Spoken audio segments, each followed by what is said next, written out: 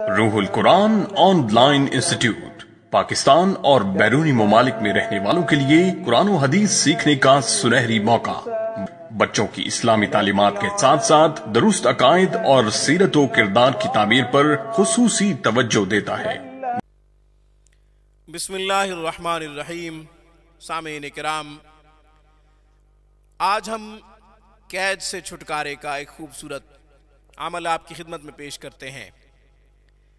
آپ گرفتار ہیں، ناحق مقدمہ کر دیا گیا ہے جس کی وجہ سے آپ جیل میں چلے گئے ہیں، یا یہ کہ دشمنوں کے نرغے میں ہیں، دشمن آپ کا طاقتور ہے، آپ اس سے اپنی جان چھڑا نہیں سکتے، مشکل ہے آپ کے لیے، تو یہ عمل کریں، انشاءاللہ نہ صرف قید سے رہائی ملے گی، اور اگر آپ کسی دشمن کے ہاتھوں ذلیل ہو رہی ہیں تو بھی انشاءاللہ آپ کے لیے آسانی ہو جائے گی، آپ کامیاب ہوں گے، آپ کا دشمن ذلیل و رسوا ہوگا، آپ کا دشمن ناکام ہوگا، آپ کا دشمن آپ کا کسی طرح کا بھی نقصان کرنا چاہ رہا ہے تو انشاءاللہ وہ نقصان کرنے سے باز رہے گا، نقصان مالی ہو یا جانی، یا پھر کسی طرح کا نقصان اس نے جو سوچا ہوا ہو، جو آپ کے وہم و گمان میں بھی نہ ہو، انشاءاللہ اس طرح کا بھی کوئی نقصان نہیں کر سکے گا جو اس کے ذہن میں ہے یا اس کے دل میں ہے۔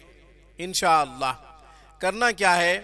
سورۃ بروج جو کہ پارہ نمبر 30 میں ہے، وَالسَّمَاءِ ذَاتِ الْبُرُوجِ، سورۃ بروج کو 70 دفعہ پڑھنا ہے۔ سورۃ بروج کو روزانہ کی بنیاد پہ 70 دفعہ پڑھنا ہے، اور اگر کوئی جیل میں ہے تو وہ جیل میں بیٹھے ہوئے 70 دفعہ سورۃ بروج کو پڑھے، اور اگر وہ خود پڑھا لکھا نہ ہو تو اس کے گھر والوں کو چاہیے کہ 70 دفعہ سورۃ بروج پڑھ کے اس کے لیے نیت کریں، اور یہ کہ قید سے رہائی مل جائے، مقدمہ سے جان چھوٹ جائے، یا یہ کہ دشمنوں کے نرغے سے نکل آئے، اس کے لیے دعا کریں، اس کے لیے نیت کریں۔ گھر والوں میں سے کوئی بھی شخص کر سکتا ہے، انشاءاللہ فائدہ ہوگا۔ اگرچہ وہ پڑھا لکھا نہیں ہے، جو پڑھنے والا ہے وہ تو اس کا قریبی رشتہ دار ہے۔ آج کی ویڈیو میں بس اتنا ہی۔ اقول قولی ھذا واستغفر اللہ، وآخر دعوانا ان الحمد للہ رب العالمین۔